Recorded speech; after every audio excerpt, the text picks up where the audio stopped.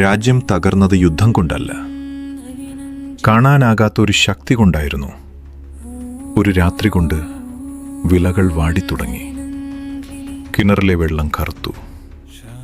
ജനങ്ങൾ കാരണമറിയാതെ രോഗബാധിതരായി. രാജാവ് യാഗങ്ങൾ നടത്തി, ദേവന്മാരെ പ്രാർത്ഥിച്ചു. പക്ഷേ ദോഷം മാറിയില്ല.